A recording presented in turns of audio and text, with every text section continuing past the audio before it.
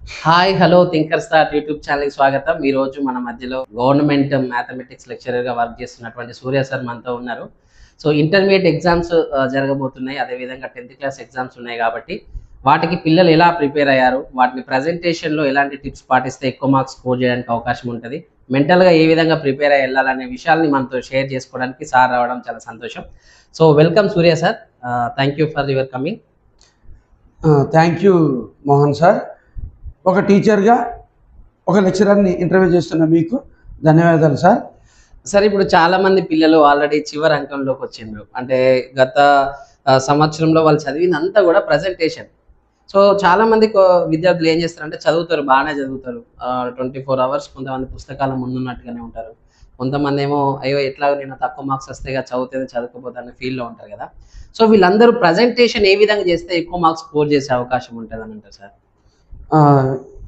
ఈ ప్రజెంటేషన్ విషయానికి వస్తే ఇప్పటివరకు మనకి గవర్నమెంట్ కాలేజెస్లో ప్రీ ఫైనల్ 1, ప్రీ ఫైనల్ 2 అని గ్రాండ్ టెస్టులు జరిగినాయి. మధ్య మధ్యలో యూనిట్ టెస్ట్ 1, 2, 3 అనే పరీక్షలు కూడా నిర్వహించబడ్డాయి. ఎన్ని మార్కుల ప్రశ్నకి ఎంత సమాధానం రాయగలిగితే మనకి టీచర్ మార్క్స్ మ్యాక్సిమం ఇవ్వగలుగుతారు. ఒక 2 మార్క్స్ క్వశ్చన్కి ఎంత రాస్తే మ్యాక్సిమం పడుతుంది. 4 మార్క్స్, 7 మార్క్స్, 8 మార్క్స్ ఇట్లా డిఫరెంట్ సబ్జెక్ట్ బేస్ చేసుకొని మ్యాథ్స్, సైన్స్, లాంగ్వేజెస్ బేస్ చేసుకొని ఆ క్వశ్చన్ సైజుని బట్టి మార్క్స్ సైజుని బట్టి 2 మార్క్స్కి 4-5 పాయింట్స్, 4 మార్క్స్కి ఒక 7-8 పాయింట్స్, అదేవిధంగా 7-8 మార్క్స్ క్వశ్చన్స్ ఉంటాయి. దానికి మనం ఒక 15 to 16 పాయింట్స్ రాస్తూ ఎగ్జామినేషన్ని నీట్ హ్యాండ్ రైటింగ్తో రాయగలిగినట్లయితే దిద్దే ఎగ్జామినర్కి ఆ పేపర్ చూడంగానే ఎఫెక్టివ్గా అనిపించాలి. తను ఎటువంటి మూడ్లో ఉన్నా కూడా ఆ క్వశ్చన్ పేపర్ చూడంగానే కరెక్షన్ మూడ్లోకి వచ్చేసి చక్కగా తాపీగా ఆ కరెక్షన్ చేసుకుంటూ మనకు రావాల్సిన మార్కులు ఒక మార్క్ ఎక్కువ పడేటట్లుగా మన యొక్క ప్రజెంటేషన్ ఉండాలన్నమాట. సార్ ఇప్పుడు చాలా మందికి తెలుసు సార్, అంటే ఈ విషయాలన్నీ వాళ్ళకి తెలుసు. అంటే కానీ ఫైనల్ ఎగ్జామ్స్కి వచ్చేసరికి ఫోబియా ఏంటి సార్? ఏ విధంగా ఫీల్ అవుతారు వాళ్ళు అసలు? ఎందుకు అట్లాంటి ఫోబియాని వాళ్ళు అధిగమించడానికి ఎలాంటి సూచనలు మీరు సలహాలు ఇస్తారు? అయితే రెగ్యులర్ ఎగ్జామ్స్కి ఫైనల్ ఎగ్జామ్స్కి ఉన్న తేడా ఏంటంటే, రెగ్యులర్ ఎగ్జామ్స్లో మనం రాసే సమాధానాన్ని ఒకవేళ దిద్దే ఉపాధ్యాయుడు ఏదన్నా ఓవర్ కరెక్షన్లో ఏమైనా తక్కువ మార్కులు వస్తే అడిగి మనం దాన్ని మళ్ళీ ఒకసారి రీకరెక్షన్ చేయించుకోవడానికి ఫేస్ టు ఫేస్ అవకాశం ఉంటుంది అన్నమాట.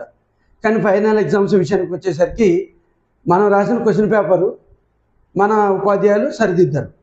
అవి ఒక్కొక్క జిల్లా క్వశ్చన్ పేపర్లు వేరు జిల్లాలకి వెళ్ళిపోయి అక్కడ మనకు తెలియని ఎవరో ఒక కొత్త ఉపాధ్యాయుడు సరిదిద్దడం వల్ల మనం ప్రజెంటేషన్కి సరిపడ మార్కులు పడతాయా పడవా, లేదా మన హ్యాండ్ రైటింగ్ అవతల వారు ఎట్లా ఫీల్ అవుతారో, అంటే మన పాఠశాలలో మన టీచర్కి తెలుసు మన హ్యాండ్ రైటింగ్ విధానం, కానీ బయట టీచర్కి మన హ్యాండ్ రైటింగ్ ఎట్లా అనిపిస్తుందని మనకు ఒక ఫోబియా ఉండే అవకాశం ఉంటుంది.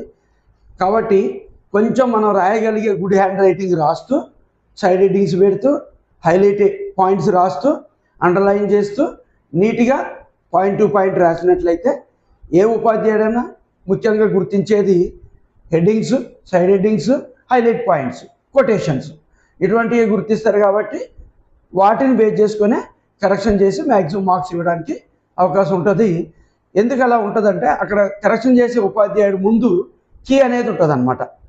ఆ కీని బేస్ చేసుకొని ఒక 7 మార్క్స్ క్వశ్చన్ ఉన్నప్పుడు దానికి నీ ప్రజెంటేషన్ బట్టి 100% కరెక్ట్గా అయితే 7కి 7 వేస్తారు.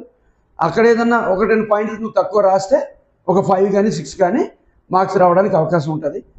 అయితే నీ డైరెక్ట్ టీచర్ అయితే సార్ చిన్న మిస్టేకే కదా అని మనం కరెక్షన్ చేయించుకోవడానికి అవకాశం ఉంటుంది. కానీ ఫైనల్ ఎగ్జామ్లో జరిగే ఆ మిస్టేక్ ఏదైతే ఉందో దాన్ని మనం రీకరెక్షన్ చేయించుకోవడానికి అవకాశం ఉండదు. ఆ మార్కు మనం మిస్ అయ్యే కోల్పోయే అవకాశం ఉంది. కాబట్టి మనం చాలా జాగ్రత్తగా ఎగ్జామ్లో రాస్తే మనకు మ్యాక్సిమం మార్క్స్ రావడానికి అవకాశం ఉంటుంది అన్నమాట. సార్ సంవత్సరంలో అబ్బాయి బాగానే చదువుతారు. ఇప్పుడు చాలా మంది చెప్పేది ఏంటంటే నేను ఎగ్జామ్ హాల్కి వెళ్ళేసరికి అంటే నేను చదివింది మర్చిపోతా అనేటువంటి భయం ఉంటది వాస్తవంగా. అంటే సిలబస్ అంతా ఇన్ టైమ్‌లో పూర్తి చేసినప్పటికీ, క్వెషన్స్ అన్నీ ప్రాపర్‌గా చదువుకున్నప్పటికి కూడా ఎగ్జామ్ హాల్లోకి వెళ్ళేసరికి మూడ్ కొంచెం చేంజ్ అవుతుంది కదా సార్, మరి ఎందుకు అట్లా అవుతుంది? అప్పుడు ఏం చేయాలంటారు? ఎట్లా ప్రిపేర్ అయ్యి వెళ్తే బాగుంటుంది? అయితే వీటన్నిటికీ కారణం తప్పకుండా ఉంది. మనం రెగ్యులర్గా రాసే ఎగ్జామ్స్లో అందరూ మన పరిచయస్తులే, విద్యార్థులు మన పరిచయస్తులే, మన ఫ్రెండ్సే, టీచర్లు మనం ప్రతిరోజు చూసే వ్యక్తులే. కానీ ఫైనల్ ఎగ్జామ్ సెంటర్కి వెళ్ళిన తర్వాత వెళ్ళేటప్పుడు మాత్రం మన ఫ్రెండ్స్ మన వెంట ఉంటారు కావచ్చు. కానీ ఎగ్జామ్ హాల్కి వెళ్ళిన తర్వాత వివిధ రకాల కాలేజీల నుంచి వచ్చిన విద్యార్థులు మన చుట్టుపక్కల 4 దిక్కుల్లో కూర్చునే అవకాశం ఉంటుంది. వచ్చిన వినిధి లెటర్ కూడా ఒక అపరిచితుడిగా, అంటే మనకు ఇప్పటివరకు పరిచయం లేని వ్యక్తిగా ఉండడం వల్ల కొంచెం మనకు భయం అనిపించే అవకాశం ఉంది. అయినప్పటికీ మనం ఇప్పటివరకు రాసిన రకరకాల రివిజన్ పరీక్షల వల్ల మనము పరీక్ష రాసే విధానం మీదే దృష్టి పెట్టాలి. కానీ మన చుట్టుపక్కల ఎవరు కూర్చున్నారు, మనకు వచ్చిన ఇన్విజిలేటర్ ఎవరు, వాళ్ళు మన ఏమంటారో అనేది మనకు అవసరం లేదు. అడిగిన ప్రశ్నపత్రాన్ని ముందుగా కూలంకషంగా ఒకసారి చదివి అందులో మనకు వచ్చిన మార్క్స్ సెక్షన్ ఏ బాగొస్తే దాంతో స్టార్ట్ చేసుకోవాలి. సెక్షన్ బిలో ఎక్కువ రాయగలుగుతాం అని అనిపిస్తే సెక్షన్ బితో స్టార్ట్ చేసుకోవాలి. లేదా సెక్షన్ సి ఎక్కువ మార్కులు ఉన్న దాంట్లో నీకు ఒక మంచి ఆన్సర్ వచ్చినప్పుడు ఆ ఎక్కువ మార్కులు ఉన్న దాంతో స్టార్ట్ చేసుకొని వచ్చిన క్వశ్చన్లకి సమాధానం ముందుగా రాసుకొని తర్వాత కొంత రాయగలుగుతాము అనిపించి తర్వాత రాసి కొన్నిటికి మనకు ఆన్సర్ రాకపోయినా కూడా చివరికి అటువంటి వాటికి ఆ టాపిక్ రిలేటెడ్గా ఆ లెసన్లో ఉన్న ఇంపార్టెంట్ పాయింట్స్, ఆ లెసన్లో సందర్భంగా వచ్చిన సైడ్ హెడ్డింగ్స్ వీటిని కవర్ చేస్తూ మనం రాయగలిగినట్లయితే మనకి 1.5 2 మార్క్స్ పడే ప్లేస్లో 3 4 పట్టడానికి అవకాశం ఉంటుంది. ఆ క్వశ్చన్ సైజుని బట్టి 4 మార్క్స్ క్వశ్చన్కి 5 6 అయితే ఏం పడవు, కానీ నువ్వు బై రాయగలిగితే 4కి 4 పడతాయి. లేదా కొంచెం కవరింగ్ చేసి కల్పితం రాసినప్పుడు 2-3 మార్కులైనా పడడానికి అవకాశం ఉంటుంది. ఇదంతా కూడా మనం ఫాలో అయ్యే hand writing, side headings, highlight points మనం ఎదుటి వ్యక్తికి అర్థమయ్యే విధంగా రాయగలగడం అనేది చాలా ముఖ్యమైన విషయాలు. ఓకే సార్, అంటే ఇప్పుడు వాస్తవంగా ఇంటర్మీడియట్ అంటేనే రకరకాల గ్రూప్స్ ఉంటాయి. హెచ్ఈసి ఉంటుంది, బైపీసీ ఉంటుంది, ఎంపీసీ ఉంటుంది, ఇంకా హెచ్ఈసి మిగతా గ్రూప్ కూడా ఉంటాయి సార్. అవును. సో మరి ఇలాంటి గ్రూప్లో కొన్ని గ్రూప్స్కి ఎట్లా ఉంటుంది అంటే ఖచ్చితంగా ఒక బిట్ కనుక మనం స్టార్ట్ చేస్తే దాన్ని మొత్తం రాయాలి, లేకపోతే అక్కడ ఇక్కడ రాస్తే మార్క్స్ పడకపోవచ్చు అంటారు కదా, అట్లాంటిది ఏమైనా ఉంటుందా? లేదంటే ఏ క్వశ్చన్ మీరు ఇంతకుముందు అన్నట్టుగా ఏ క్వశ్చన్ వస్తే అదే ముందు స్టార్ట్ చేయండి అని అంటాం కదా, అట్లా కాకుండా ప్రతి బిట్ ఒక్క దగ్గర రాయాలి అని ఇప్పుడు బైపీసీకి ఇట్లా 2 మార్క్స్ కానీ 5 మార్క్స్ కానీ అంటే ఏ మార్క్స్ అయితే ఉన్నాయో వాటిని ఒకటే దగ్గర రాయాలంటారా తప్పకుండా? ఇప్పుడు అటువంటి కండిషన్స్ అన్నీ లేవండి. ఒకప్పుడు 2000 బిఫోర్ అప్పుడు మేము ఎగ్జామ్స్ రాసిన టైంలో ప్రతి క్వశ్చన్ రాయాలి, వరుసగానే రాయాలి. రాని క్వశ్చన్ అయినా రాసి వదిలేసి నెక్స్ట్ క్వశ్చన్ రాసుకుంటూ పోవాలనే కండిషన్స్ ఒకప్పుడు ఉన్నాయి. కానీ ఇప్పుడు వచ్చిన ఎగ్జామినేషన్ సిస్టంలో ప్రతి సెక్షన్స్ 2 3 ఉండొచ్చు, ఉన్నప్పటికీ క్వశ్చన్ నెంబర్స్ వేరు ఉంటాయి. 1 2 3 4 5 అట్లా 24 క్వశ్చన్స్ వరకు మ్యాథ్స్లో ఉంటాయి. అట్లా డిఫరెంట్ సబ్జెక్టులు 60 మార్కుల సబ్జెక్టులకి మరికొన్ని క్వశ్చన్స్ ఉంటాయి. 100 మార్కుల ప్రశ్న పత్రాలైన లాంగ్వేజెస్కి మరికొన్ని క్వశ్చన్స్ 25 30 అట్లా క్వశ్చన్స్ ఉంటాయి. ఏ క్వశ్చన్కి ఆ క్వశ్చన్ ఇండివిజువల్గా నెంబరింగ్ ఉంటుంది కాబట్టి ఆ నెంబర్ని వేసి ఆ క్వశ్చన్ రిలేటెడ్గా మనం టైం ఉంటే క్వశ్చన్ రాసి ఆన్సర్ రాస్తే ఇంకా బాగుంటుంది. ఆ క్వశ్చన్తో పాటు క్వశ్చన్ పక్కన మనం 7 మార్క్స్ 7M 4M 2M అని రాసుకుంటే ఇంకా బాగుంటుంది. ఎందుకంటే కరెక్షన్ చేసే టీచరు ఈ పేజీలో కొంత ఆన్సర్ ఉంటుంది, అవతల పేజీలో మరి కొంత ఆన్సర్ ఉన్నప్పుడు ఆ కరెక్షన్ చేసే టీచర్ 2M 4M కరెక్షన్ చేసేది మైండ్లో పెట్టుకుంటాడు. 2M 4M 7M 8M 7 marks 8 marks ఏది అనేది మైండ్లో ఉండడం వల్ల ఆ బేస్ చేసుకుని మార్క్స్ ఇవ్వడానికి అవకాశం ఉంటుంది. సీరియల్గా ఆన్సర్ రాయాలనే నిబంధన ఎక్కడా లేదు, ఏ సబ్జెక్ట్లో కూడా లేదు. మీరు ఎండింగ్ క్వశ్చన్ నుంచి కూడా ఫస్ట్ క్వశ్చన్కి రావచ్చు. కాకపోతే క్వశ్చన్ నెంబర్ని నీట్గా ఎగ్జామినర్కి అర్థమయ్యే విధంగా రాయవలసి ఉంటుంది అన్నమాట. ఓవర్ రైటింగ్ చేయకూడదు. క్వశ్చన్ నెంబర్ని 2-3 సార్లు దిద్దకూడదు. అది 14th క్వశ్చనా 24th క్వశ్చనా టీచర్కి అర్థం కాకుండా ఓవర్ రైటింగ్ 2-3 సార్లు దిద్దకూడదు. దాన్ని నీట్గా క్వశ్చన్ నెంబర్ వేసుకొని దాని రిలేటెడ్ క్వశ్చన్ రాసి ఆన్సర్ రాస్తే ఇంకా బాగుంటుంది. క్వశ్చన్కి మధ్యలో 1 లైన్ 2 లైన్లు వదిలి నీట్గా రాసుకుంటూ పోతే ఎగ్జామినర్ కూడా హ్యాపీగా కరెక్షన్ సాఫీగా జరగడానికి అవకాశం ఉంటుంది అనమాట. సరే, ఎగ్జామ్ హాల్లోకి వెళ్ళిన వెంటనే ఫస్ట్ వచ్చే డౌట్ ఏంటంటే విద్యార్థులందరికీ నేను చదువుకున్న సిలబస్, నేను కంప్లీట్ చేసిన సిలబస్లో నుంచి మార్క్స్ వస్తాయో రావో, లేదు అంటే ఫర్ ఎగ్జాంపుల్ క్వశ్చన్ పేపర్ ఒకసారి చదివిన తర్వాత అమ్మో ఈ క్వశ్చన్స్ అన్ని ఇట్లున్నాయి, అసలు నాకేది నేను టచ్ చేయని టాపిక్ నుంచి క్వశ్చన్స్ వచ్చినాయి కానీ అట్లా ఫస్ట్ అపీరెన్స్ చూడగానే కొంచెం ఇబ్బంది పడతారు కదా, అట్లాంటి సందర్భంలో ఏం చేయాలంటారు? అయితే ఇన్ జనరల్గా మనకి 10th క్లాస్లో పిల్లలకైతే మనకి సిసిఈ సిస్టంలో కంటిన్యూస్ కాంప్రిహెన్సివ్ ఇవాల్యుయేషన్, ఆ సిస్టంలో అవుట్ ఆఫ్ టెక్స్ట్ బుక్ కొన్ని క్వశ్చన్స్ రావడానికి అవకాశం ఉంది. కానీ ఇంటర్మీడియట్ విషయానికి వస్తే ప్రతి క్వశ్చన్ కూడా టెక్స్ట్ బుక్ బేస్ చేసుకునే అడగబడతా ఉంటుంది, బయట నుంచి ప్రశ్న అడగడానికి అవకాశం లేదు. ఒకవేళ ఆర్ట్స్ సబ్జెక్ట్లో current affairs, recent events base చేసుకొని మన టెక్స్ట్ బుక్ రిలేటెడ్ క్వశ్చన్స్ ఏమన్నా అడగడానికి అవకాశం ఉంటుంది. కరెంట్ అంశాల మీద మనకి ఎంత జ్ఞానం ఉందో పరీక్షించడానికి కొంచెం అనుబంధమైన ప్రశ్నల్ని అడిగే అవకాశం ఉంటుంది. అయినప్పటికీ మనం ప్రతిరోజు ఈ సోషల్ మీడియాస్లో కావచ్చు, న్యూస్ పేపర్స్లో, టీవీ ఛానల్స్లో అనేక చర్చ కార్యక్రమాలలో అనేక విషయాలను మనం పరీక్షిస్తూ ఉంటాం కాబట్టి వాటిని ఆధారంగా చేసుకొని కూడా కొన్ని ఆర్ట్స్ అండ్ సోషల్ సైన్సెస్లో సమాధానాలు రాసుకోవడానికి అవకాశం ఉంటుంది మన సొంత అవగాహన ఆధారంగా. సరే, ఇప్పుడు మీరు మ్యాథ్స్ కాబట్టి మ్యాథ్స్ అంటే ఇప్పుడు 2 పేపర్లు ఉంటాయి కదా sir, maths A, maths B, 1A 1B 2A 2B 2A 2B ఉంటుంది. అయితే ఇప్పుడు చాలా మంది ఏమనుకున్నారంటే కొంతమందికి ఏమో హార్డ్ ఉంది, నాకు మ్యాథ్స్ బి హార్డ్ వచ్చింది, మ్యాథ్స్ ఏ హార్డ్ వచ్చింది అని చెప్పేసి ఫస్ట్ రోజు రాసిన మ్యాథ్స్ పేపర్ స్టార్ట్ అయిన వెంటనే మ్యాథ్స్ ఏ రాశారు అనుకోండి ఫర్ ఎగ్జాంపుల్, అది కొంచెం బాగా రాయలేదు అనిపించింది. అట్లాంటప్పుడు మ్యాథ్స్ బి మీద కూడా ఎఫెక్ట్ పడే అవకాశం ఉంటుందా, లేకపోతే ఏ సబ్జెక్ట్ ఆ సబ్జెక్ట్ సపరేట్గా ప్రిపేర్ అయితేనే అంటే దాని ఎఫెక్ట్ ఏమైనా పడుతుంది అంటారా? లేదు అని అంటే ఇవాళ ఫస్ట్ రోజు ఎగ్జామ్ రాసి వచ్చినాం, ఇంటర్మీడియట్ ఎగ్జామ్కి ఈ రోజు ఫస్ట్ ఇయర్ వాళ్ళు సెకండ్ ఇయర్ వాళ్ళు వెళ్ళిరు, ఫస్ట్ ఎగ్జామ్ రాసిరు సార్, ఇక అది ఎందుకో బాగా రాయలేదు అనిపించింది, ఆ మిగతా ఎగ్జామ్స్కి దానికి ఏమైనా సంబంధం ఉందా, లేకపోతే ఎట్లా చూడాలంటారు? అయితే ఈ ఎగ్జామినేషన్ సిస్టంలో ఎక్కువ మంది చేసే మొదటి మిస్టేక్ ఏంటంటే ముందు రోజు ఎగ్జామ్కి ఏదో భయంగా వెళ్ళడానికి అవకాశం ఉంది ఎగ్జామ్ హాల్లోకి.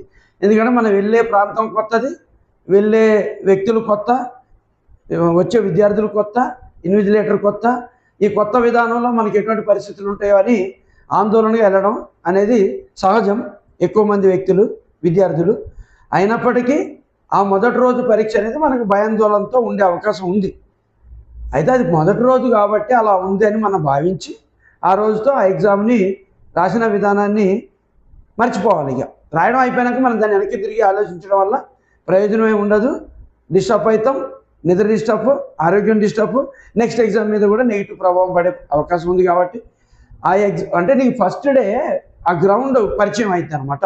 నీ ఎగ్జామినేషన్ సెంటర్ ఆ రూమ్ పరిచయం అయింది, ఇరుగు పొరుగు వ్యక్తులు పరిచయం అవుతారు, ఇన్విజిలేటర్లు కొంతమంది కనిపిస్తారు. ఆ రోజు నీ రూమ్లోకి వచ్చిన ఇన్విజిలేటర్తో పాటు ఇంకో కొంతమంది పక్క రూమ్లో అక్కడిక్కడ ఉన్న ఇన్విజిలేటర్ కూడా మనకి ఎదురవుతూ ఉంటారు, కనిపిస్తూ ఉంటారు.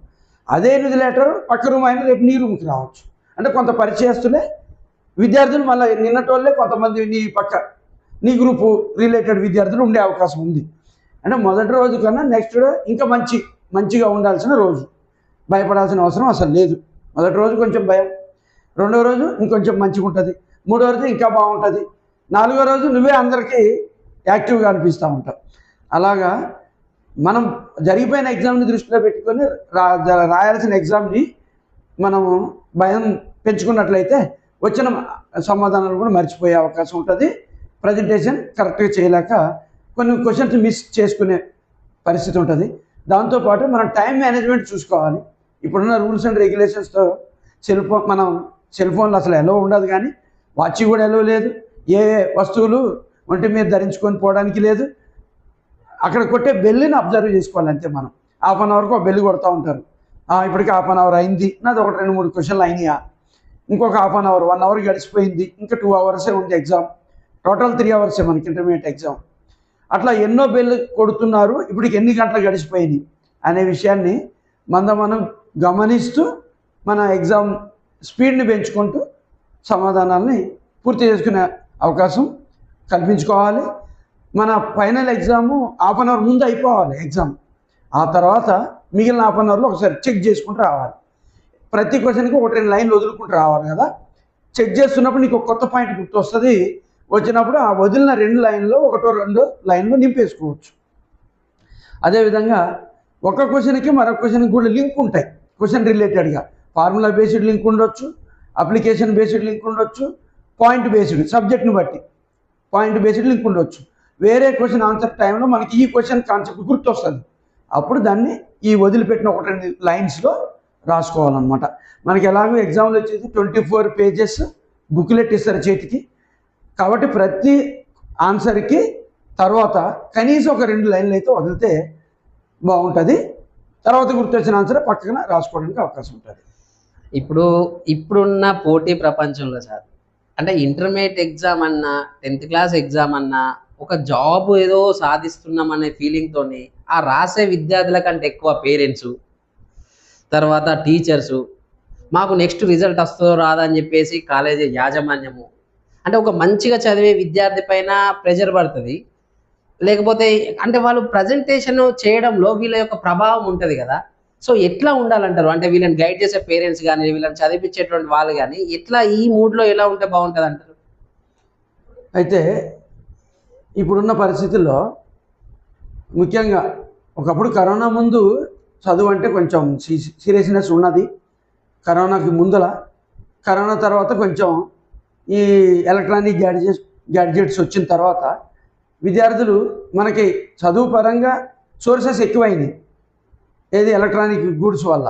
కానీ విద్యార్థులు విద్యాపరంగా వాడకుండా వేరే వాటికి వాడటం వల్ల ఎగ్జామ్ టైంలోకి వచ్చేసరికి భయాందోళన చెందే అవకాశం ఉంది. తల్లిదండ్రులు కూడా సెల్ ఫోన్తో విద్యార్థి ఎక్కువ గడుపుతున్నప్పుడు ఇంట్లో గమనిస్తుంటారు. కాబట్టి ఎగ్జామ్ టైంలో మంచిగా చదవరా, నువ్వు రాయగలుగుతావో లేదో, నువ్వు రాస్తావో రాయవని నాకు భయం వేస్తుంది, నువ్వు ఎప్పుడు సీరియస్గా చదివినట్లు అనిపించలేదు అనే తల్లిదండ్రుల భావన ఉంది. ఉపాధ్యాయులు కూడా విద్యార్థి రాసిన కొన్ని పరీక్షలలో ఒక పరీక్షలో బాగా రాసిన ఒక ఆన్సర్ని మరో పరీక్షలో అదే ఆన్సర్ని కరెక్ట్గా రాయలేకపోవడం, వీటన్నిటిని గమనించిన ఉపాధ్యాయులు విద్యార్థుల్ని కొంచెం ఒత్తిడి చేసే అవకాశం ఉంది. ఒత్తిడి అంటే ఒకప్పుడు నువ్వు రాసావు కదా, మరి ఇప్పుడు ఎందుకు రాయలేకపోయినావు, అంటే ఏదో మిస్టేక్ చేసినావు నువ్వు ఈ ప్రిపరేషన్లో, కాబట్టి దాన్ని నువ్వు కరెక్షన్ చేసుకో, సీరియస్గా చదువుకో అని భయపెట్టే అవకాశం ఉంది. భయపడాల్సిన అవసరం అయితే ఏం లేదండి. ఇప్పుడున్న ఎగ్జామినేషన్ సిస్టంలో చాలా ఫ్రీడమ్గా ఎగ్జామ్స్ రాసుకోవడానికి అవకాశం ఉంది. మీరు రాసిన దాన్ని బట్టి అక్కడ మనకి ఇంటర్మీడియట్ స్పాట్ లోపల మేము కరెక్షన్ చేస్తూ ఉంటాం. ఇది నేను ఒక దశాబ్ద కాలంగా ఇంటర్ వాల్యుయేషన్లో సబ్జెక్ట్ ఎక్స్పర్ట్గా, చీఫ్ ఎగ్జామినర్గా, అసిస్టెంట్ ఎగ్జామినర్గా, స్క్రూటినైజర్గా అన్ని స్థాయిలలో పనిచేసిన ఒక లెక్చరర్గా నేను ఈ విషయాన్ని నేను మీకు ధైర్యంగా ఎగ్జామ్స్ రాసి మీకు వచ్చిన దాన్ని ప్రజెంట్ చేస్తే మంచి మార్క్స్ రావడానికి అవకాశం ఉందని చెప్పగలను. అదే సార్, అంటే ఈ టైంలో చాలా మంది పిల్లలు ఎక్కువ ఓవర్ నైట్ ఉండడము, తర్వాత తిండి తినకుండా చదవడము, ఇట్లాంటివి జరుగుతూ ఉంటాయి కదా. దీని ప్రభావం ఎగ్జామ్ మీద పడుతుందా? తప్పకుండా ఉంటుంది కదండి. ఎప్పుడైనా కూడా మనిషికి మంచి నిద్ర ఉండాలి. ఆ మంచి నిద్రతో పాటు మంచి ఫుడ్ ఉండాలి, సాఫ్ట్ ఫుడ్ తీసుకోవాలి. ఈ ఎగ్జామినేషన్ టైంలో మనము మంచి ఫుడ్ తీసుకొని పోతే సాఫ్ట్ ఫుడ్, ఆయిల్ ఫుడ్ తక్కువ తినాలి. అట్లానే నాన్ వెజ్లు, అరగని తిండిని ఏది కూడా తినకూడదు. సింపుల్ ఫుడ్ తీసుకొని ఎగ్జామ్స్కి మనం అటెండ్ అయినట్లయితే మనకి ఇంటర్నల్ ప్రాబ్లమ్స్ ఏమి రావడానికి అవకాశం ఉండదు. అప్పుడు మన బ్రెయిన్ షార్ప్గా పనిచేయడానికి అవకాశం ఉంది. దాంతోపాటు నైట్ మంచి నిద్రపోవడం అనేది చాలా అవసరం. అది తృప్తిగా నిద్రపోవాలి. డీప్ స్లీప్, నువ్వు 4 గంటలు కానీ 5 గంటలు కానీ 6 గంటలు, ఈ 4, 5, 6 గంటల్లో డీప్ స్లీప్ కనుక ప్రశాంతంగా పోయినట్లయితే అది నీకు సరిపోతుంది ఈ ఎగ్జామినేషన్ టైంలో. నేను 8 గంటలు పడుకుంటేనే నాకు ఫ్రెష్గా ఉంటుంది అని అనుకుంటే ఎగ్జామినేషన్ టైంలో నువ్వు పోయే 8 గంటల నిద్ర అది డీప్ స్లీప్ అవ్వదు, మధ్య మధ్యలో డిస్టర్బ్ అయిన స్లీపింగ్ ఉంటుంది. అది దానివల్ల నువ్వు ఇటు టైం మిస్ అవుతున్నావు, ఎగ్జామ్లో యాక్టివ్గా ఉండేది కూడా కోల్పోయే అవకాశం ఉంది. కాబట్టి ఇంట్లో మంచిగా ప్రశాంతంగా డీప్ స్లీప్ పోయేటట్లుగా మీ ప్లాన్ని మీరు ఏర్పాటు చేసుకోండి. తర్వాత ఎగ్జామ్లో 3 అవర్స్ కూడా యాక్టివ్గా ఉండాలి. ఎవరొకరికో ఒక పావు గంట, అర్ధ గంట మనం వెయిట్ చేయకూడదు. పక్క నుంచి మనకి ఎవరైనా ఏమైనా సహాయం చేస్తారా, లేదా ఇంకేదన్నా మనకి సోర్స్ ఉందా అని మనం half an hour 1 hour time waste చేసుకున్నట్లయితే మనం రాయగలిగే ఆన్సర్ కూడా కొన్ని మిస్ అయ్యేది. దానివల్ల మనం బార్డర్ మార్క్స్లో ఫెయిల్ అయ్యే ఛాన్స్ కూడా ఉంటుంది. కాబట్టి ఎట్టి పరిస్థితుల్లో ఎగ్జామ్లో ఆ ఉన్న 3 అవర్స్ మనం యాక్టివ్గానే వచ్చింది రాయాలి. నీకు క్లాస్ రూమ్లో విన్నది ఏది గుర్తొచ్చినా ఆ రిలేటెడ్ ఆన్సర్ని క్వశ్చన్కి సంబంధించి రాస్తూనే కంటిన్యూ చేసుకుంటూ పోవాలన్నమాట. సార్ ఇప్పుడు మీ సబ్జెక్ట్కి వద్దాం సార్. మీరు మ్యాథ్స్ అన్నారు కదా, సో మ్యాథ్స్లో 100% మార్క్స్ రావాలనుకుంటే ఏ టాపిక్స్ నుంచి వస్తాయి, ఏది ఇంపార్టెంట్, ఎట్లా రాస్తే బాగుంటుంది అనేది ఒకసారి చెప్పండి సార్. తప్పకుండా. మనకి ఇంటర్మీడియట్లో ఉన్న ఒక ప్లస్ పాయింట్ ఏంటంటే చాప్టర్ వైజ్ వెయిటేజ్ ఉంటుంది అన్నమాట. మనకి ఏ చాప్టర్లో 2 మార్క్స్ క్వశ్చన్ వస్తుంది, ఏ చాప్టర్లో 4 మార్క్స్ వస్తుంది, ఏ చాప్టర్లో 7 మార్క్స్ వస్తుంది, ఎందులో 7 మార్క్స్ రాదు. ఇట్లాగా చాప్టర్ వైజ్ మనకి వెయిటేజ్తో పాటు 2 మార్క్స్ 4 మార్క్స్ 7 మార్క్స్ వచ్చే చాప్టర్స్ కొన్ని ఉన్నాయి, రాని కూడా 7 మార్క్స్ రాని కూడా కొన్ని ఉంటాయి. దాన్ని బట్టి ఆ వెయిటేజ్ బేస్ చేసుకొని మనము పర్ఫెక్ట్గా ప్రిపేర్ అయినట్లయితే మనకి 2 మార్క్స్ క్వశ్చన్స్ 10 వస్తాయి, అక్కడ ఛాయిస్ ఉండదు. 10కి మనం రాసుకోవాలి. అంటే బాగా ప్రిపేర్ అయ్యి రాయగలిగిన స్టూడెంట్ అయితే 10కి 10 రాయడం చాలా మంచి పని అవుతుంది.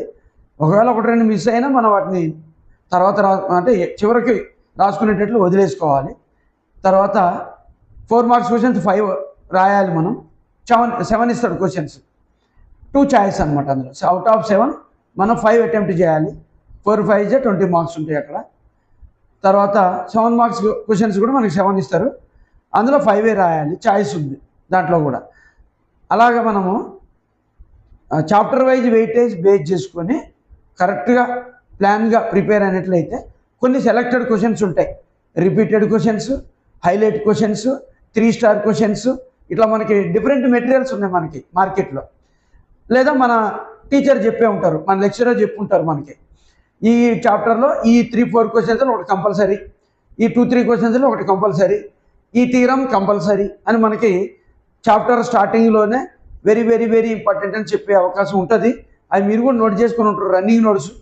అయితే మన ప్రిపరేషన్ రన్నింగ్ నోట్స్ బేస్ చేసుకుని వెళ్తే బాగుంటుంది. ఎందుకనంటే ఆ రన్నింగ్ నోట్స్లో టీచర్ రిలేటెడ్ ఫార్ములా స్క్వేర్ బాక్స్లో పెట్టి తెలియజేయడం జరుగుతూ ఉంటుంది. తర్వాత అప్లికేషన్ ఫార్ములాస్ ఉంటాయి, ట్రిగనామెట్రిక్ అప్లికేషన్ ఉంటుంది, అందులో ఆల్జిబ్రిక్ అప్లికేషన్ ఉంటుంది, a+b² ఉంటుంది, sin² θ + cos² 1 ఉంటుంది. ఇట్లా ట్రిగనామెట్రిక్, ఆల్జిబ్రిక్ రిలేటెడ్ అప్లికేషన్స్, వాటి రిలేటెడ్ ఫార్ములాస్ టీచర్ నోట్స్లో ప్రతి పాయింట్ రాయిస్తూ మనకి చెప్పే అవకాశం ఉంది. కాబట్టి మన ప్రిపరేషన్ కూడా నోట్స్ బేస్డ్గానే వెళ్ళాలి. బయట మార్కెట్లో దొరికే షార్ట్ కట్ నోట్స్లు ఫాలో అయినట్లయితే అది మనము స్టెప్ బై స్టెప్ రాయడానికి కొంత కోల్పోయే అవకాశం ఉంది, కొన్ని మార్క్స్ కూడా మిస్ అయ్యే అవకాశం ఉంటుంది. బై పడకుండా 7కి 7 మిస్ అయ్యేది ఉండొచ్చు. 4 మార్క్స్ క్వశ్చన్స్కి 4 5, 4కి 4 వచ్చే ఛాన్స్ మిస్ అవుతాం. కాబట్టి రన్నింగ్ నోట్స్ టీచర్ చెప్పిన రూల్స్ పాటిస్తూ ప్రాక్టీస్ చేసుకోండి.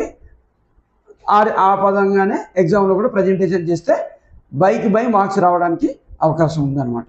ఒక్కసారి మనం ఈ ఎగ్జామ్స్ అయిపోయిన తర్వాత రిజల్ట్ అంతా వచ్చిన తర్వాత సార్ చాలా బాధాకరమైన విషయం 2 తెలుగు రాష్ట్రాల్లో కూడా ఈ మధ్యలో చూస్తున్నాం మనం. చాలా మంది ఆ ప్రెషర్ తట్టుకోలేక సూసైడ్ చేసుకున్నటువంటి విద్యార్థులు ఉంటా ఉన్నారు.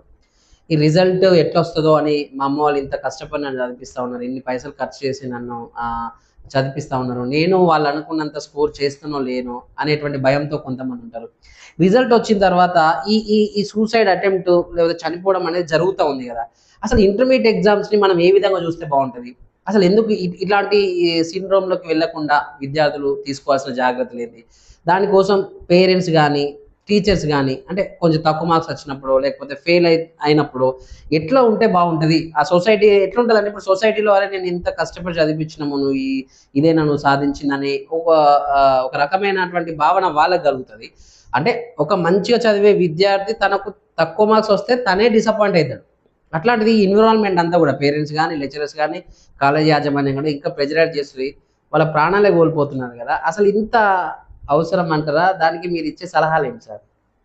ఇప్పుడున్న ఎగ్జామినేషన్ సిస్టంలో భయపడి టెన్షన్ పడి మనం అఘాయిత్యాలకు పాడపడాల్సినంత అవసరం ఉండదు. ఎందుకు ఉండదంటే రిజల్ట్ వచ్చిన 1 మంత్లోనే మనకి అడ్వాన్స్ సప్లిమెంటరీ అని ఉంది. ఒకప్పుడు మాకు మార్చి లేదా సెప్టెంబర్ అక్టోబర్లో ఎగ్జామ్స్ ఉండేది, 1 ఇయర్ వేస్ట్ అయ్యేది మాకు.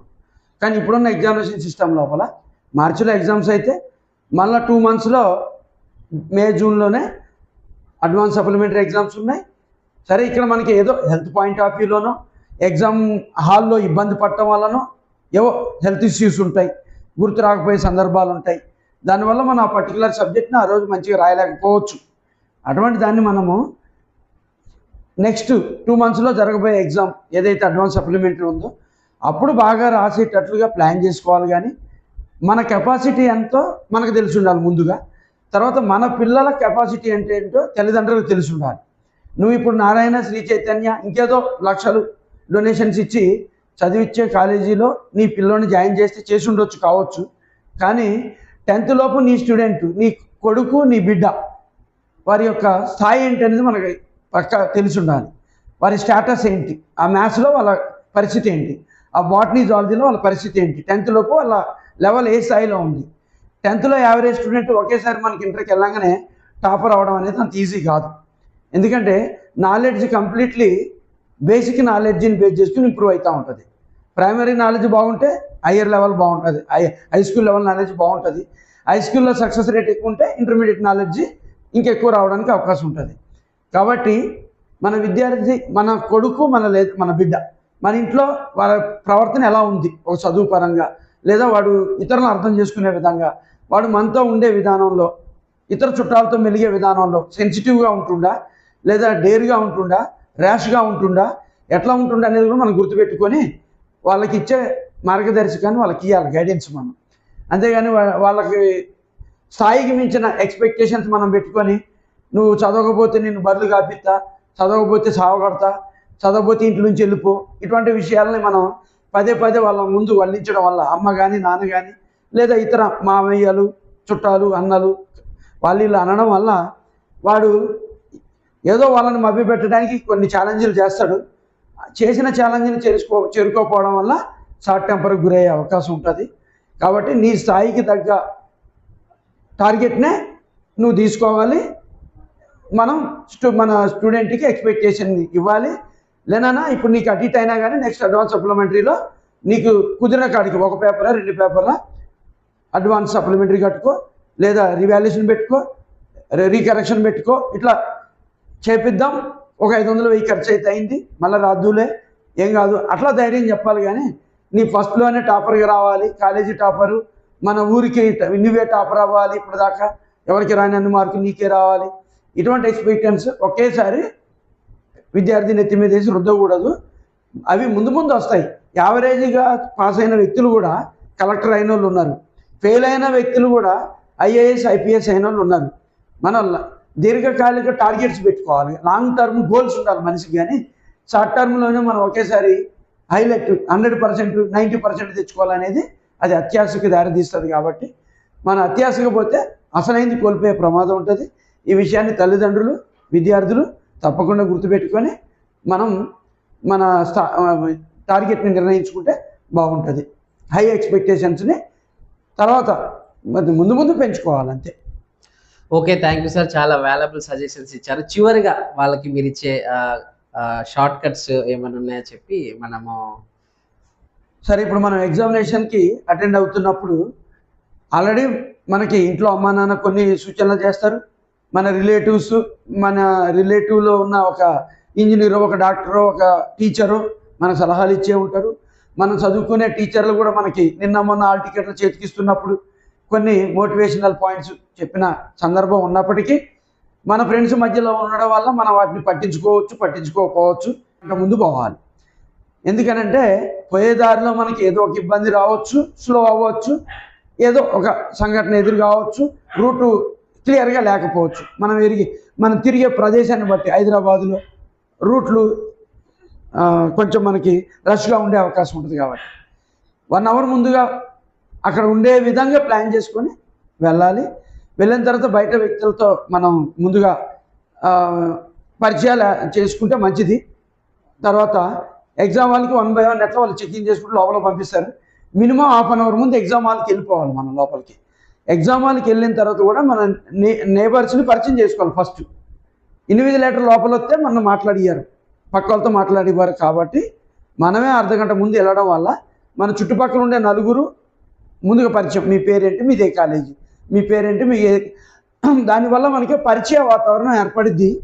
ఆ హాలు నీకు ఈజీగా అనిపిస్తుంది, బరువుగా అనిపించకుండా అమ్మ అంతా నాకు తెలిసిన వ్యక్తులే, పరిచయస్తులే, అవి ఓకే నాకన్నా కొంచెం ఇల్లు పర్వాలేదు అనే ఒక నీకు ధైర్యం ఉంటుంది. కాబట్టి మనం పరిచయస్తుల మధ్యలో కూర్చుంటే కొంచెం యాక్టివ్గా ఉండగలుగుతాం.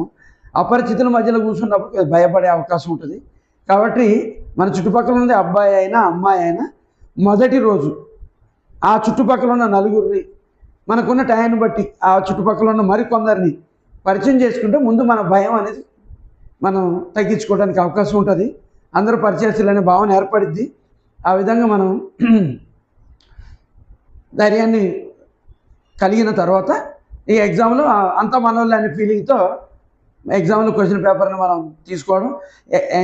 ఇన్విజిలేటర్ వచ్చిన తర్వాత మాత్రం ఊరికే పక్క వాళ్ళతో మాట్లాడకూడదు.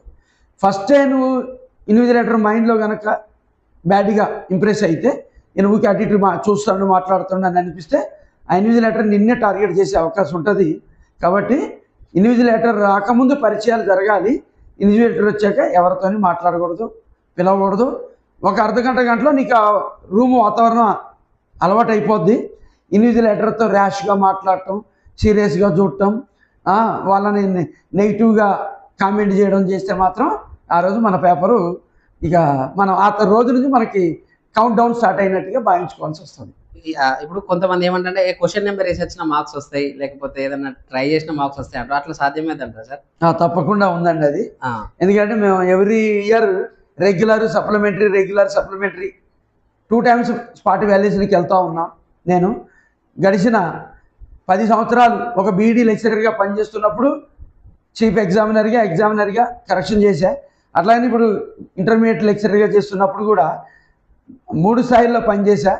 Chief ఎగ్జామినర్గా, assistant ఎగ్జామినర్గా, స్క్రూటినైజర్గా పనిచేశాయి. కాబట్టి కొన్ని సబ్జెక్టులలో క్వశ్చన్ అడిగే దాంట్లో మిస్టేక్ జరుగుతుంది అనమాట. ప్రశ్న అడిగే దాంట్లో మ్యాథ్స్లో ఎక్కువగా జరుగుతూ ఉంటుంది. ఈ రకంగా క్వశ్చన్లో ఉండాల్సిన విధానాన్ని ప్లస్ మైనస్ పర్పస్ కావచ్చు, లేదా క్వశ్చన్లో ఏది మనం అడగాలో అది అడగటం అనేసి వేరే ఏరియా అడుగుతూ ఉన్నారు. అలా క్వశ్చన్ కనుక రాంగ్గా ప్రింట్ అయినా కానీ అడిగినా కానీ అది ఒకవేళ 7 marks క్వశ్చన్ అయితే అటెంప్ట్ చేసిన వాళ్ళకి మాత్రమే 7కి 7 ఇస్తారు. అటెంప్ట్ చేయడం అంటే కనీసం క్వశ్చన్ అన్నా రాయాలి, దాని రిలేటెడ్ పాయింట్స్ రాయాలి, గివెన్ పాయింట్స్. అట్లాగనే 4 marks క్వశ్చన్ అయితే అది ఒకళ్ళు మిస్టేక్ పోయినట్లయితే అది క్వశ్చన్ నెంబర్ వేసి రాసిన వాళ్ళకి మాత్రమే మార్క్స్ ఇస్తారు. ఆ క్వశ్చన్ అటెంప్ట్ చేయకపోతే ఆ మార్క్స్ ఇవ్వడానికి అసలు ఛాన్స్ ఉండదు. కాబట్టి ముందు వచ్చినవన్నీ రాయాలి, రానోటిని ఏదో ఒకటి చేసి అటెంప్ట్ చేయాలి. చివరికి ఏమీ లేకుండా చాయిస్ షాట్ని కూడా కనీసం క్వశ్చన్ అన్నా చేసి రాసి రావాలి. అందులో ఏదైనా మిస్టేక్ పోయినా కూడా అది ఎన్ని మార్క్స్ క్వశ్చన్ అయితే అన్ని మార్క్స్ మీకు కంపల్సరీ కలపాలని మాకు ఆ కీ పేపర్లోని ఇన్స్ట్రక్షన్ ఇవ్వబడుతుంది. మా డిస్కషన్స్లో కూడా చర్చించుకొని తప్పనిసరిగా దానికి మార్క్స్ ఇస్తాం. ఇవ్వకపోతే మా తర్వాత సెకండ్ ఎగ్జామినర్ అడుగుతాడు, సార్ దీనికి మార్క్స్ ఇవ్వాలి కదా మీరు ఎందుకు ఇవ్వలేదు అని అడుగుతారు. అది మేము మిస్ చేస్తే స్క్రూటినైజర్ ఉంటాడు, 3 level మాస్టర్స్ ఉంటారు ఇక్కడ. కాబట్టి తప్పనిసరిగా మీరు క్వశ్చన్ అటెంప్ట్ చేయడం అనేది మిస్ కాకుండా చూసుకుంటే మంచిది, మీకు కొన్ని మార్క్స్ పెరగడానికి అవకాశం ఉంటుంది. సార్ ఇప్పుడు మ్యాథ్స్ అంటే ఓకే, కానీ ఇప్పుడు సివిక్స్ ఉంటుంది, మిగతా ఉంటాయి. కొంతమంది ఏమంటే లాంగ్ క్వశ్చన్స్ అన్ని కూడా అంటే పారాగ్రాఫ్ వైజ్ గా ఉంటాయి. సో అట్లా రాస్తే ఎక్కువ మార్క్స్ వచ్చే ఛాన్స్ ఉందా, లేదంటే పాయింట్ వైజ్ గా రాస్తే ఎక్కువ మార్క్స్ వచ్చే అవకాశం ఉందంటారా? జనరల్గా అయితే క్వశ్చన్ రిలేటెడ్గా ఏమన్నా సైడ్ హెడ్డింగ్స్ ఉంటే తప్పకుండా సైడ్ హెడ్డింగ్స్ రాయాలి, హైలైట్ పాయింట్స్ రాయాలి, ఇయర్స్ నోట్ చేయాలి. క్వశ్చన్ రిలేటెడ్గా ఏదైనా డయాగ్రామ్ ఉంటే డయాగ్రామ్ కంపల్సరీ ప్రజెంట్ చేయాలి. అది బయోసైన్స్ కానీ, మ్యాథ్స్ కానీ, సోషల్ కానీ. ఆ క్వశ్చన్ రిలేటెడ్గా ఏదో ఒక సర్కిల్ అంటాడు, సర్కిల్ గీయాలి మనం. ఏదో ఒక అమీబా అంటాడు, అమీబా బొమ్మ గీయాలి. లేదా ఒక స్టాటిస్టికల్ డయాగ్రామ్ అడుగుతాడు, ఏది కామర్స్లో కానీ మనకి ఎకనామిక్స్లో వస్తుంది స్టాటిస్టిక్స్ పాయింట్ ఆఫ్ వ్యూలో. అట్లా ఎక్స్ యాక్సిస్, వై యాక్సిస్ ఆ రిలేటెడ్ డయాగ్రామ్స్ వేస్తే దానికి కొన్ని మార్క్స్ కంపల్సరీ ఇవ్వడం జరుగుతూ ఉంటుంది. కాబట్టి డాటా అనేది గ్రాఫికల్గా, న్యూమరికల్గా ప్రజెంటేషన్ చేస్తే మనకి ఎక్కువ మార్కులు రావడానికి అవకాశం ఉంటుంది. డయాగ్రామ్స్ ఉంటూ అంకెలతో ఇయర్స్ హైలైట్ చేస్తూ ఆన్సర్ రాస్తే మార్క్స్ కంపల్సరీ స్కోరింగ్ పెరగడానికి అవకాశం ఉంటుంది. సరే, ఇంకొక ఇది లాస్ట్ పాయింట్. చాలా మంది ఏం చేస్తున్నారు, స్టార్ట్ చేసేటప్పుడు వాళ్ళ ఇట్లా రాసుకుంటారు పైన వాళ్ళ ఇష్ట దైవాన్ని పేరు పైన రాసి, లేకపోతే వెనకాల ఖచ్చితంగా నన్ను పాస్ చేయగలరు, లేకపోతే నేను అని చెప్పేసో ఇట్లాంటివి కూడా జరుగుతూ ఉంటాయి కదా, దాన్ని మీరు ఎట్లా కన్సిడర్ చేస్తారు సార్? మీరు మంచి ప్రశ్న అడిగారండి.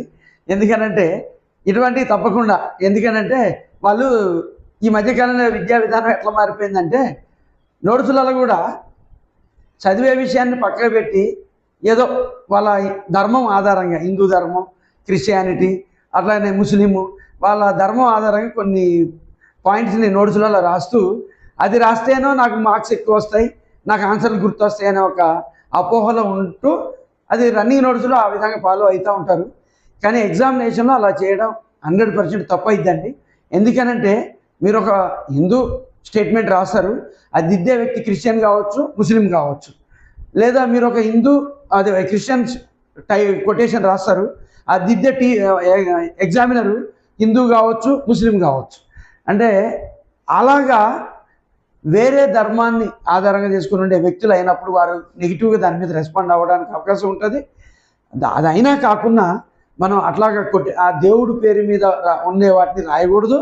లేదా నన్ను పాస్ చేయండి, నాకు మ్యారేజ్ ఉంది, నేను ఇది నేను పాస్ కాకపోతే నేను చచ్చిపోతా అనే విషయాలు మేము పేపర్ దిద్దుతున్నప్పుడు గమనిస్తూ ఉంటాం. ఇంకా బ్లండర్గా చెప్పాలంటే కొంతమంది అందులో 100 రూపాయలు, 200 కాగితం, 500 కాగితం కూడా పెట్టి నన్ను తప్పకుండా పాస్ చేయండి సార్, నా ఫోన్ నెంబర్ ఇది, నా ఫోన్ చేస్తే మీకు కొన్ని డబ్బులు పంపిస్తా, గూగుల్ పే, ఫోన్పే కొడతా, ఇది అనే వాక్యాలు కూడా రాసి అందులో పేపర్లో డబ్బులు పెట్టిన సందర్భాలు కూడా ఉంటాయి. మేము సీసీ కెమెరాల మధ్య ఉండి పేపర్ దిద్దే పరిస్థితి ఉంటుంది. అది మాకు ఇబ్బందిగా అయ్యే అవకాశం ఉంటుంది. ఇబ్బంది ఏముంటుంది, అందరం పక్కపక్కనే కూర్చొని దిగుతూ ఉంటాం. మాకు వచ్చింది పట్టమే చీఫ్ ఎగ్జామినర్కి ఇస్తాం, ఆయన పట్టమే సబ్జెక్ట్ ఎక్స్పర్ట్స్కి, ఎగ్జామినేషన్ కంట్రోలర్ ఆఫ్ ఎగ్జామినర్కి ఇస్తూ ఉంటాం. ఇంకంతే, అందులో చేయడానికి ఏముండదు. మనం ఆ డబ్బులు తీసుకునేది ఉండదు, ఫోన్ చేయడానికి ఉండదు. ఏం చేసినా మేము డిబార్ అయ్యే ప్రమాదం ఉంటుంది. కాబట్టి అట్లా డబ్బులు పెట్టడం తప్పు, వాక్యాలు రాయటం కూడా తప్పే. ఏ మతపరమైన బొమ్మలు వేయొద్దు, వాక్యాలు రాయొద్దు, ఏమీ చేయకూడదండి. అట్లా చేసేది ఏమంటే మనసులో అనుకోండి, అంతే. మనసులో అనుకొని ఇక పేపర్ మీద మాత్రం క్వశ్చన్ రిలేటెడ్ ఆన్సర్సే రాస్తే మీకు స్కోరింగ్ ఇంకా పెరిగేదానికి అవకాశం ఎక్కువగా ఉంటుంది. థ్యాంక్ యూ సార్, చాలా విలువైన సమాచారాన్ని మాకు అందించారు. నిజంగా ఏ విధంగా ఉండాలి, ఏం చేయాలనేటువంటి విషయాలను కూడా. ఓకే, థ్యాంక్ యూ అందరికీ, వ్యూవర్స్కి. చూశారు కదా, సార్ చెప్పిన చాలా విషయాలు చాలా ఎక్స్పీరియన్స్గా చెప్పారు. దయచేసి ఇంటర్మీడియట్ ఎగ్జామ్ పాస్ అయితేనే నా జీవితంలో నేను ఏదో సాధించినట్టు, తక్కువ మార్క్స్ వస్తాయో నేను ఇంకా ఎందుకు పనికిరాను అనేటువంటిది మానుకోండి. ప్రశాంతంగా ఎగ్జామ్ రాయండి. ఒక ఎగ్జామ్లో మంచిగా రాయడంత మాత్రాన మిగతా ఎగ్జామ్స్ వాటిపైన ఏమి ఎఫెక్ట్ ఉండదు. కాబట్టి మంచిగా మిమ్మల్ని గైడ్ చేసే వాళ్ళతో కూడా వాళ్ళతో ప్రశాంతంగా నార్మల్ డేస్లో ఏ విధంగా అయితే ఉంటారో ఎగ్జామ్స్ అయిపోయేంత వరకు కూడా అదే విధంగా ఉండండి. దయచేసి పేరెంట్స్కి స్పెషల్ రిక్వెస్ట్ ఏంటంటే వాళ్ళ మీద అనవసరంగా ప్రెజర్ పెట్టకుండా ఉంటే బాగుంటుంది. Thank you very much.